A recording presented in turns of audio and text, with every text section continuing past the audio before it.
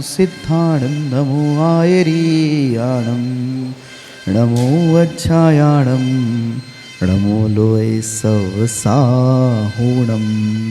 अनंतानंत परम सिद्ध भगवान की जय। 1008 श्री आदिनाथ भगवान की जय। अंतिम तीर्थेश भगवान महावीर स्वामी की जय। आचार्य भगवान गुरुवर श्री विशुद्ध सागर जी महाराज की जय। मुनि श्री सुप्रभ सागर जी महाराज की जय। मुनि श्री प्रणत सागर जी महाराज की जय। मुनि श्री सौम्य सागर जी महाराज की जय। जय जन बंधुओं, आप हम सब यहाँ उपस्थित हुए हैं लोकप्रिय कार्यक्रम सम्यक समाधान के माध्यम के लिए। सम्यक समाधान एक ऐसा कार्यक्रम, एक ऐसा प्लेटफॉर्म, एक ऐसी सुविधा जिसके माध्यम से हम सभी लोग अपने मन में उठने वाले जो विकल्प है उन विकल्पों का सम्यक समाधान प्राप्त कर रहे हैं। और यह हमारा सभी का सौभाग्य है, परम सौभाग्य है कि साक्षात पंचम परमेष्ठी साधु परमेष्ठी के मुखारविंद से हम सभी लोग इस सम्यक समाधान कार्यक्रम का एवं अपने विकल्पों का सम्यक समाधान पान कर रहे हैं। कितने महान पल होते हैं जिस पल में अपने मन में उठने वाली जो अज्ञानता है, जो विकल्प है, उस विकल्पों का समाधान हमें प्राप्त होता है। और इस समाधान को देने वाले कोई नहीं, श्रवण मुनि सुप्रभ सागर जी है। मुनिषि के मुखारविंद से हम सभी लोग प्रतिदिन ये कार्यक्रम एवं सम्यक समाधान का पान करते हैं और अपने मन में उठने वाले विकल्पों का समाधान प्राप्त करते हैं। प्रतिदिन यह कार्यक्रम टीवी के माध्यम से, यूट्यूब के माध्यम से, फेसबुक के माध्यम से आप सभी तक पहुंचाया जाता है एवं उसके माध्यम से आप सभी लोग लाभान्वित भी हो रहे हैं और उनके माध्यम से आपके विकल्प भी हम तक पहुंच रहे हैं।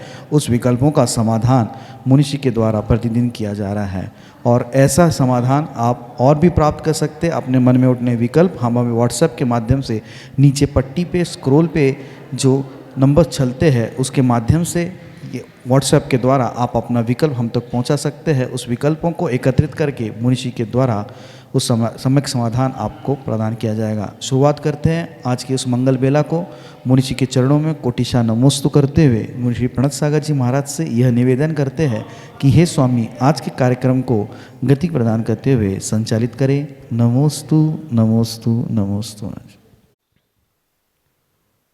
ओम नमः सिद्धेभ्य। विधाय रक्षा प्रताप प्रजानां राजा चिरमयो प्रतिमा प्रताप वेदात् पुरस्तात् सतेव शान्तिर् मुनिर् दयामूर्तिरिघाव शान्तिं मुनिर् दयामूर्तिरिघाव शान्तिं। देवादिदेव 1000 श्री शांतिनाथ भगवान की, परम पूज्य आचार्य भगवंत गुरुवर विशुद्ध सागर जी मुनि महाराज की, परम पूज्य मुनि श्री सुप्रभ सागर जी महाराज की, 3 कम 9 करोड़ मुनि राजों की,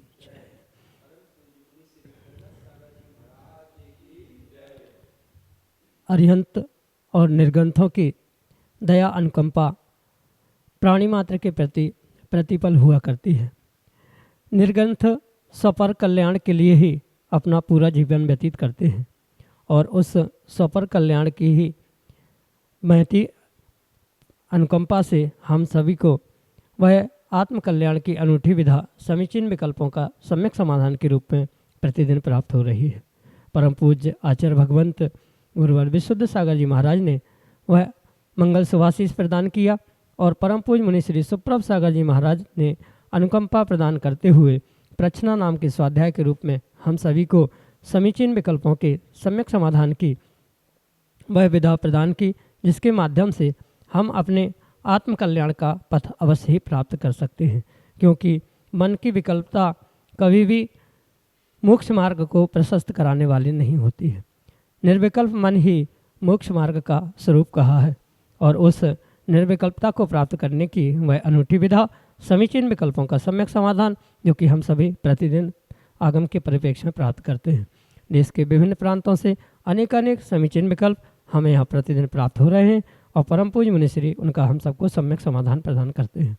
तो फिर देर किस बात की, आप भी अपना समीचीन विकल्प भेज सकते हैं और परम पूज्य मुनिश्री से उसका सम्यक समाधान प्राप्त कर सकते हैं। तो प्रारंभ करते हैं आज का सम्यक समाधान। और आज के पहले विकल्प के लिए आष्टा मध्य प्रदेश से श्रीमती चंदा जैन, डॉक्टर मगन जैन, महाराज श्री के श्री चरणों में कोटि कोटि नमोस्तु निवेदित करते हुए अपना समीचीन विकल्प रख रहे हैं कि महाराज जी ध्यान की प्रक्रिया श्रुत ज्ञान पूर्वक होती है या मति ज्ञान पूर्वक। हमारे समीचीन विकल्प का सम्यक समाधान करने की अनुकंपा करें। नमोस्तु महाराज जी, नमोस्तु। ओम नमः सिद्धम। परम पूज्य आचार्य भगवान गुरुवर विशुद्ध सागर जी महाराज की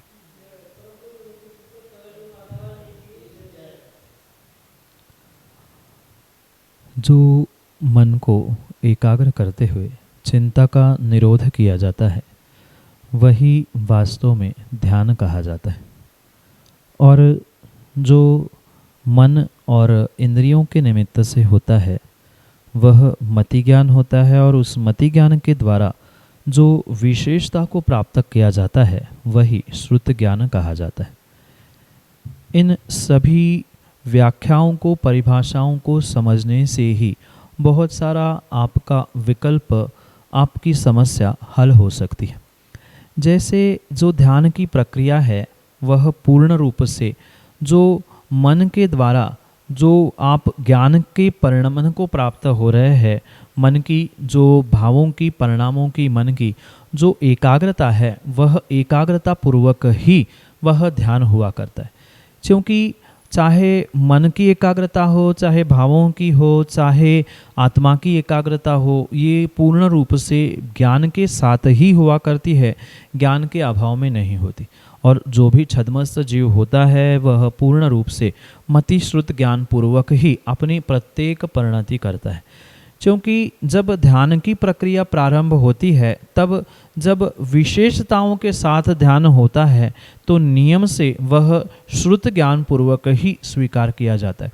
क्योंकि जब भी सामान्य रूप से मन और इंद्रियों से जो विषय ग्रहण किया जाता है वह मति ज्ञान का विषय होता है, और उसी में जब पुनः विशेषताओं को प्राप्त करते हुए जब और गहराई से उसका निर्णय किया जाता है, उसका चिंतन किया जाता है, वह श्रुत ज्ञान का विषय बन जाता है।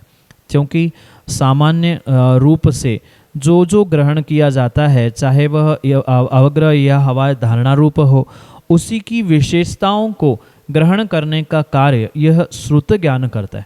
और ध्यान की जो मुख्य रूप से प्रक्रिया हुआ करती है वह इस श्रुत ज्ञान की ही प्रक्रिया समझे या श्रुत ज्ञान पूर्वक ही समझना होगा। पर अगर हम सिद्धांत को समझे तो ध्यान को हम मति ज्ञान पूर्वक ही कह सकते हैं, क्योंकि बिना मति ज्ञान के श्रुत ज्ञान नहीं होता, और श्रुत ज्ञान की एकाग्रता, मन की चिंतन की एकाग्रता जब तक नहीं होती तब तक किसी भी प्रकार से ध्यान भी नहीं होता। इसलिए कारण का कारण मति ज्ञान को समझते हुए ध्यान को हम मति ज्ञान पूर्वक कहे तो भी कोई दोष नहीं है, और उस ध्यान को श्रुत ज्ञान पूर्वक जो कि साक्षात कारण है उसके निमित्त से माने तो भी दोष नहीं है। क्योंकि एक परंपरा से कारण है और एक साक्षात कारण है। बिना मति ज्ञान के श्रुत ज्ञान नहीं होता। शायद तत्वार्थ सूत्र का वह सूत्र आपको ज्ञात होगा ही, श्रुतम मति पूर्वम द्वैनिक द्वादश भेदम। श्रुत ज्ञान जब भी होगा वह मति ज्ञान पूर्वक ही होगा। मति ज्ञान नहीं है तो वहाँ श्रुत ज्ञान की भी सत्ता संभव नहीं हो सकती।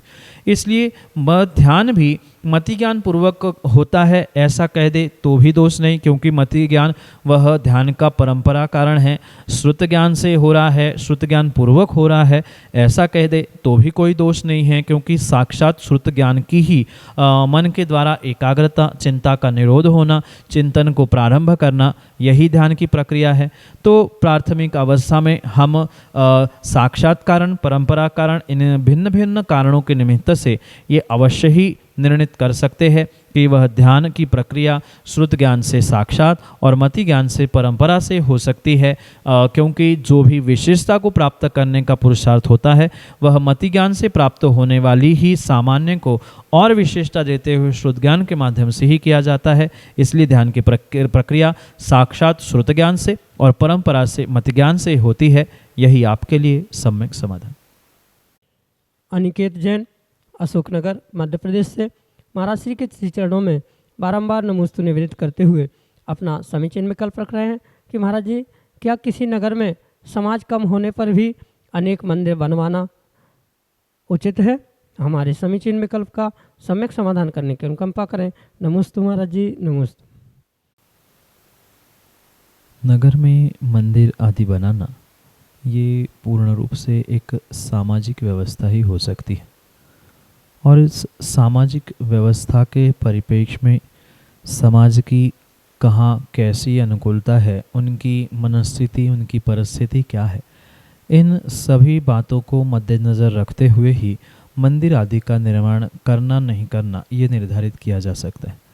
क्योंकि वर्तमान में ये बहुत सारे स्थानों पर देखने में आता है कि समाज की संख्या, समाज के परिवार घर आदि की संख्या कम होने पर भी अनेकानेक मंदिर बनते जा रहे हैं। ये मात्र वर्तमान में ही नहीं अपितु भूत में भी, पूर्व में भी बहुत सारे स्थानों से देखने में आता है।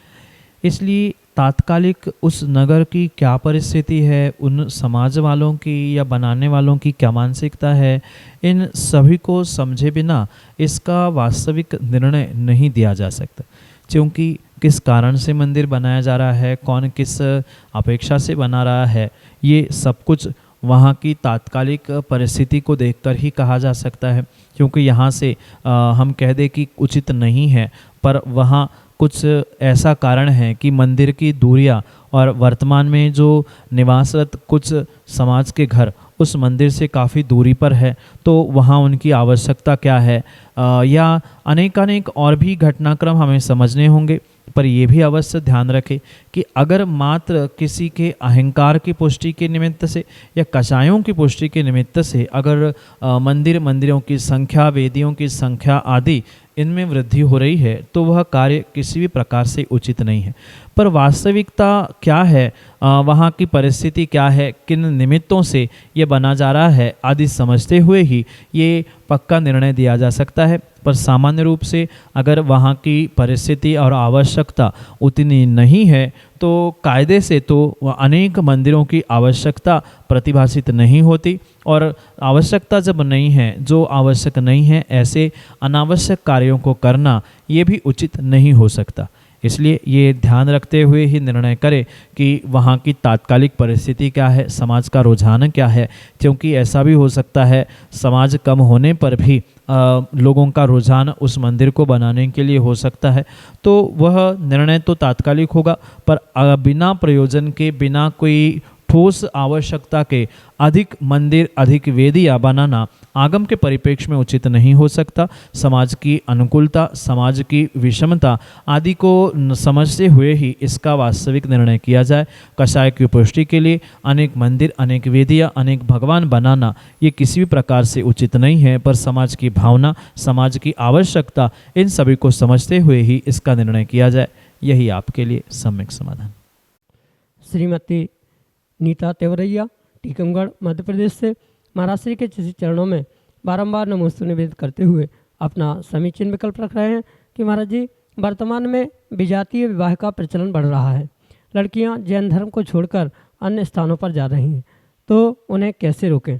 सम्यक समाधान के माध्यम से हम सभी समाजजन का मार्गदर्शन करने की अनुकंपा करें।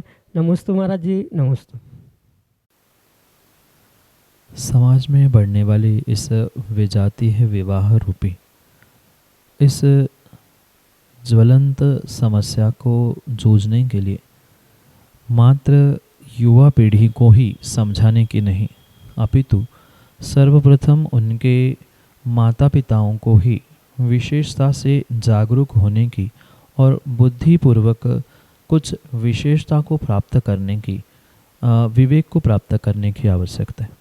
क्योंकि वर्तमान में हर कोई व्यक्ति उन युवा युवतियों को ही दोष देता है कि उन्होंने गलत कार्य किया, इन्होंने ऐसा किया, पर उसके पीछे के कारणों को, जो कि माता पिताओं के संस्कारों के अभावों के द्वारा ही प्रकट होता है, उसको बहुत अच्छे से समझने की आवश्यकता है।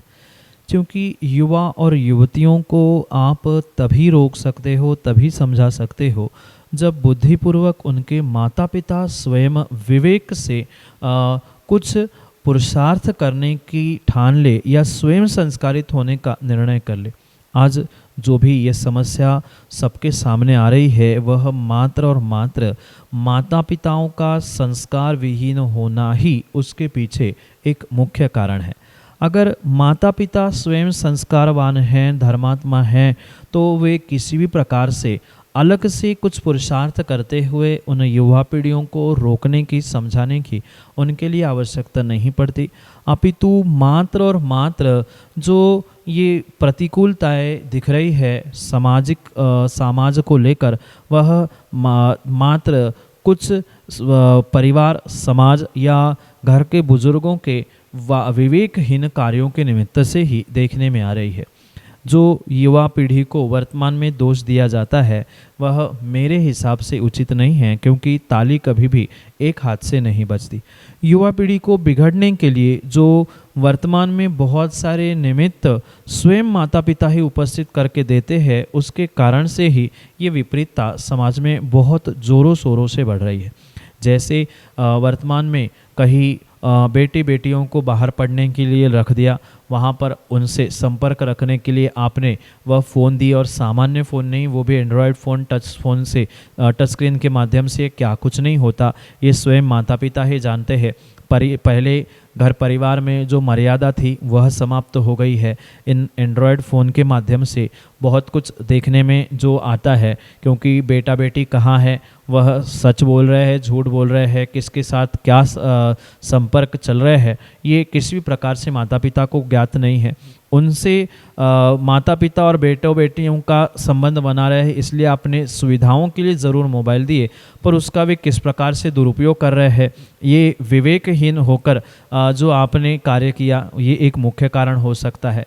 ये मोबाइल फ़ोन होने पर भी बहुत सारे बच्चे सुरक्षित होते हैं अगर उनके माता पिताओं ने बचपन से ही उन्हें संस्कारित किया है कि बेटा ये धर्म है, धर्म के माध्यम से ही आपको सुरक्षित रहना होगा। आज आप धर्म से बाहर कोई संबंध करते हो तो कल आप इस धर्म से बाह्य हो जाओगे, आपको मुनिराजों को आहार देने की, भगवान के अभिषेक पूजन की आज्ञा या अनुकूलता नहीं मिलेगी। इनका बोध बचपन से अगर नहीं दिया जाएगा तो युवा अवस्था में उस जोश में व्यक्ति और बालक युवतियाँ कुछ भी कर सकती हैं।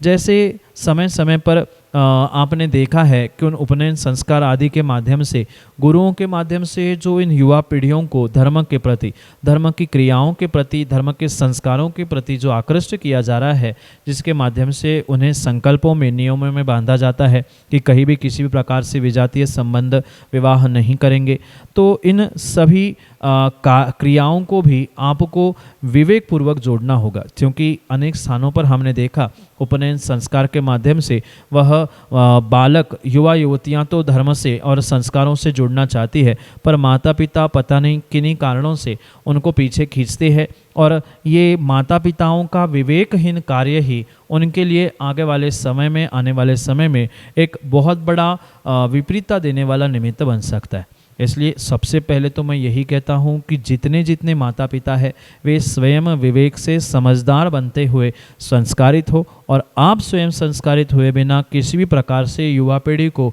आप संस्कारित कर नहीं सकते। इसलिए युवा पीढ़ियों को दोष देने से काम नहीं बनेगा। उनको संस्कारित करने के लिए जैन धर्म की क्रियाओं से जोड़ने के लिए माता पिता को स्वयं संस्कारित होते हुए इन उपनयन संस्कार जैसे क्रियाओं से, अनुष्ठानों से, गुरु चरणों से उनको जोड़ने की आवश्यकता है। जो गुरु चरणों से जुड़ता है, गुरु का मार्गदर्शन जीवन में प्राप्त करता है, वह नियम से ही जैन धर्म के उन क्रियाओं से, संस्कारों से अपने आप को, अपने जीवन को आपूरित करते हुए एक उत्कृष्ट मार्ग की ओर ले जा सकता है, जिनका भविष्य भी नियम से उत्कृष्ट हो सकता है। इसलिए इन विजातीय संबंध आदियों से बचने के लिए आप स्वयं अपने घर में एक ऐसा माहौल बनाएं जिसके निमित्त से उन युवा पीढ़ियों को भी, बच्चियों को ये लगे कि अगर मैंने गलत कदम उठाया तो हो सकता है मेरा घर, मेरा परिवार, मेरे माता पिता छूट सकते हैं। कई स्थानों में ये भी देखने में आता है कि जो प्रेम, जो वात्सल्य परस्पर में माता पिता से पूर्व काल में बच्चों को, युवा युवतियों को मिलता था, वह आजकल किसी के लिए कोई समय ही नहीं है। और प्रेम का परस्पर में जो एक विशेष आत्मीयता का अभाव देखने में आता है, उसके कारण से भी उस विशेष युवा अवस्था में पहुंचने पर वह युवा या युवती अन्यत्र प्रेम की या उस एक विशेष लगाव के निमित्त से अन्यत्र भटकते हैं। ये सभी बातों को ध्यान रखते हुए ही माता पिताओं को इन बातों का विशेष ध्यान रखना होगा, क्योंकि जब भी संतान माता पिता के उस एक विशेष उम्र तक पहुंचती है, जैसे कहा जाता है कहावत में सामान्य रूप से कि अगर बेटे को पिता की जूते चप्पल आते हैं तो उस पिता को बेटे के साथ मित्र जैसा व्यवहार करना चाहिए। ऐसा ही विवेकपूर्वक माँ को भी अपनी बेटियों के साथ कार्य करना होगा। उनको एक विशेष आत्मीयता देते हुए उस युवा अवस्था में बदलने वाले उनके हार्मोन्स, भाव आदि को अपने अनुभव से, ज्ञान से, प्रेम से अपने पास जोड़ते हुए, धर्म के संस्कारों से जोड़ते हुए उन्हें मार्गदर्शन करने की आवश्यकता है, जिससे वे अन्यत्र ना भटकते हुए अपने धर्म, अपने माता पिता, अपने परिवार से जुड़े रहे। इन अनेक क्रियाओं से होने वाली ये विजातीय विवाह की समस्या को आप विवेकपूर्वक कम कर सकते हैं, बंद भी कर सकते हैं, पर एक हाथ से नहीं अपितु दोनों हाथों से युवा पीढ़ियों को मार्गदर्शन करने के साथ साथ व्यक्ति स्वयं मार्गदर्शित हो, यानी माता पिता भी कुछ अंशों में संस्कारित हो, इसके पैसे जागृत हो, क्योंकि बिना जागृति के ये कार्य संभव नहीं है। आज हर 10-15 घर को छोड़ते ही ये विकट समस्या सबके सामने देखने में आ रही है। अगर यही समस्या आगे बढ़ती जाएगी तो आने वाले समय में मुनिराजों को आहार देने वाले परिवार और घर बहुत ही नगण्य हो जाएंगे। इसलिए विवेकपूर्वक समाज को और घर के बुजुर्गों को इस विषय में सोचते हुए कुछ ठोस कदम उठाने की आवश्यकता है, विशेष जागृति को प्राप्त करने की आवश्यकता है, जिसके माध्यम से आप अपने स्वयं के परिवार को और समाज को और साथ में ये जैन धर्म की भी सुरक्षा कर सकते हैं। यही आपके लिए सम्यक समाधान। महावीर जैन मड़वैया, बानपुर, उत्तर प्रदेश से अगले समीचीन विकल्प के लिए। नमोस्तु महाराज जी, नमोस्तु महाराज जी। हमारा विकल्प यह है कि जब हम झूठे में होते हैं और हमारे मन में नमोकार आदि मंत्र या कोई पाठ का उच्चारण आता है तो क्या हमें पाप लगता है? हमारे समीचीन विकल्प का सम्यक समाधान करें। नमोस्तु महाराज जी। किसी भी मंत्र, स्तुति, स्तोत्र आदि का पाठ पूर्ण रूप से मुख शुद्धि के साथ ही करने की आवश्यकता है। मुख शुद्धि नहीं है तो स्तोत्र, मंत्र आदि का उच्चारण करना उचित नहीं है। इतना ही नहीं, अपितु अगर हम और गहराई से और बारीकाई से देखें तो मुख शुद्धि के अभाव में किसी भी प्रकार के शब्दों का उच्चारण करना उचित नहीं, क्योंकि मात्र मंत्र ही नहीं अपितु एक एक बीजाक्षर, एक एक शब्द अपने आप में मंत्र है, और जिसके निमित्त से वह उसका उच्चारण करना पूर्ण रूप से आपके लिए ज्ञानावरणी आदि कर्मों का आश्रबंध करने के लिए निमित्त हो सकता है। इसलिए ये विशेष ध्यान रखें तो कम से कम मंत्र, स्तोत्र, पाठ आदि के उच्चारण करते समय में ही कम से कम आप ये विशेष ध्यान रखें कि इनके उच्चारण करते समय तो आपका मुख झूठा नहीं हो। माना कि अचानक से आपका मुंह झूठा था और आपके मुख से कुछ ऐसे मंत्र, नमोकार मंत्र या कुछ श्लोक आदि निकल पड़ा, तो उसके लिए आप गुरु भगवान आदि से प्रायश्चित ग्रहण करते हुए अपने इन दोषों का पश्चाताप करें, उसका प्रक्षालन करने का पुरुषार्थ करें, पर बुद्धिपूर्वक, विवेकपूर्वक यही ध्यान रखें कि ऐसा कार्य करना किसी भी प्रकार से उचित नहीं है। हाँ, मुख झूठा है और आपको अंतरंग में ही स्मरण आ गया, मतलब आप मन में ही कुछ पढ़ रहे हैं, मुख के द्वारा उसका उच्चारण नहीं हुआ, तो उसमें कोई दोष नहीं है, पर मुख से उसका उच्चारण नहीं होना चाहिए। अंतरंग में आप जप कर रहे हैं, जाप कर रहे हैं, ध्यान कर रहे हैं, स्मरण कर रहे हैं, तो उसका मुख झूठा होने से कोई भी तारतम्य नहीं है, संबंध नहीं है, पर मुख झूठा होने पर उच्चारण कम से कम नहीं होना चाहिए, स्मरण हो तो दोष नहीं है। अगर ऐसा हुआ है तो उसके लिए आप प्रायश्चित आदि लेते हुए इन दोषों का प्रक्षालन करें और पापों का प्रक्षालन करते हुए पुण्य प्राप्त कर सकते हैं। यही आपके लिए सम्यक समाधान। निखिल जैन, नीसू, विदिशा, मध्य प्रदेश से अगले समीचीन विकल्प के लिए।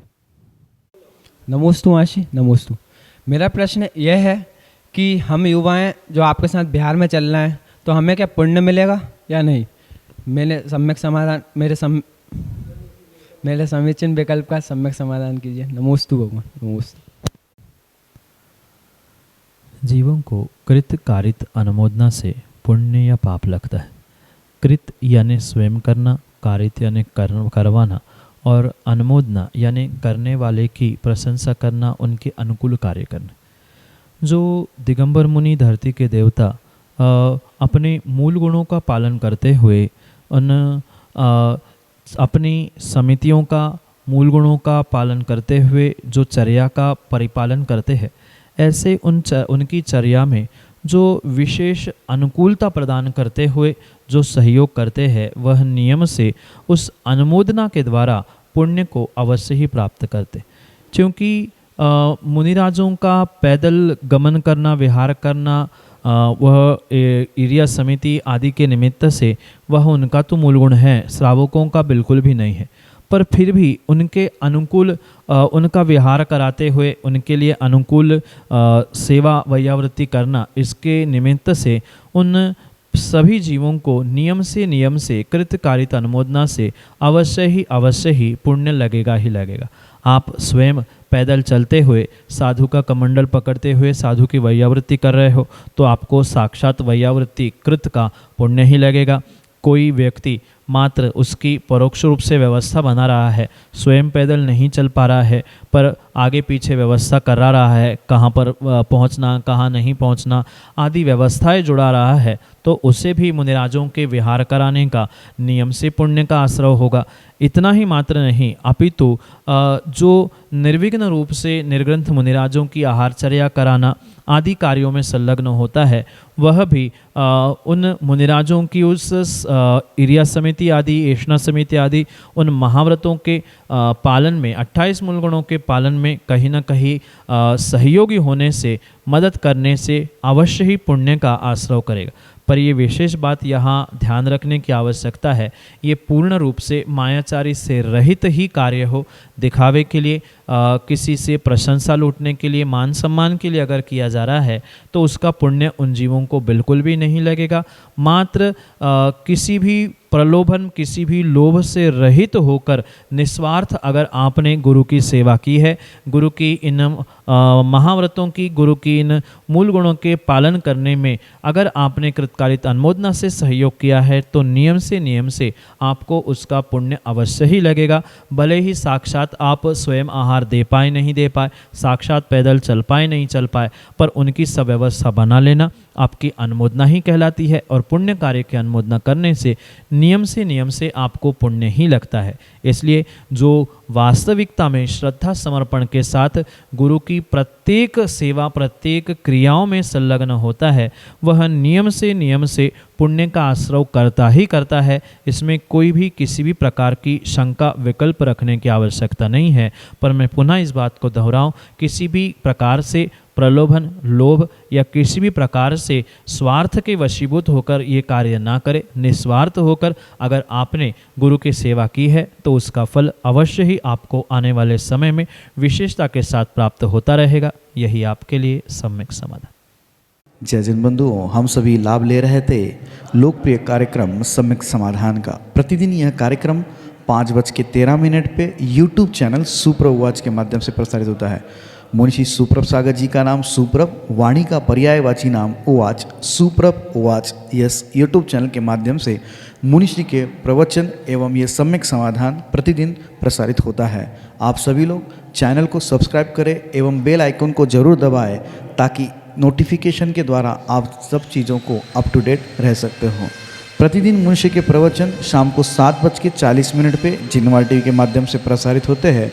आप सभी लोग घर बैठे मुनिषी के प्रवचन के लाभ जिनवार टीवी के माध्यम से ले सकते हैं।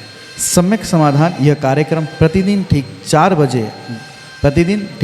बजे अपने आदिना टीवी चैनल के माध्यम से प्रसारित होता है। एक नया टीवी चैनल, आदिना टीवी चैनल, जिसके माध्यम से यह सम्यक समाधान का प्रसारण ठीक 4 बजे होता है। आप सभी लोग घर बैठे टीवी के माध्यम से भी इस कार्यक्रम का लाभ लेते हुए अपने मन के उठने वाले विकल्पों का सम्यक समाधान प्राप्त कर सकते हैं। 8707548811 यह हमारा व्हाट्सएप का नंबर है। आप इस व्हाट्सएप के नंबर पे अपने विकल्प भेज सकते हैं एवं इस विकल्पों को एकत्रित करके मुनिषी तक पहुंचाया जाएगा और मुनिषी के मुखारविंद से हम सभी लोग उसका सम्यक समाधान प्राप्त करेंगे। अगर आप व्हाट्सएप से टाइप नहीं कर सकते हो तो एक कागज़ पेन पे अपना नाम, अपने शहर का नाम, अपना विकल्प लिख के उसकी फ़ोटो खींच के आप हमें व्हाट्सएप कर सकते हैं एवं उस फ़ोटो को व्हाट्सएप के द्वारा हम तक पहुंचा दें एवं उसके माध्यम से आप अपने विकल्प हम तक पहुंचा सकते हो। samyak.samadhan@gmail.com ये हमारी ईमेल की आईडी है। अगर आप ईमेल के माध्यम से आप अपने विकल्प भेजना चाहते हो, अपने ईमेल के माध्यम से अगर आप ज़्यादा उसको अपने विकल्पों को हम तक पहुंचाना चाहते हो तो हम अपने विकल्पों को आप जीमेल के माध्यम से samyak.samadhan@gmail.com इसके माध्यम से आप आपके विकल्प हमारे तक पहुंचा सकते हो। प्रतिदिन मुनिषी के प्रवचन 2:30 पे आदिनाथ टीवी चैनल के माध्यम से भी प्रसारित होते हैं। आप सभी लोग आदिनाथ टीवी चैनल के माध्यम से भी मुनिषी के प्रवचन का लाभ ले सकते हैं। आज के लिए इतना ही। ऐसे ही नाविन्यपूर्ण विकल्पों के साथ हम आप तक पहुंचते रहेंगे। तब तक आप देखते रहे सुप्रभुवाच। आप सभी को जय जिनेन्द्र मुनिषी के चरणों में कोटिशा नमोस्तु नमोस्तु नमोस्तु।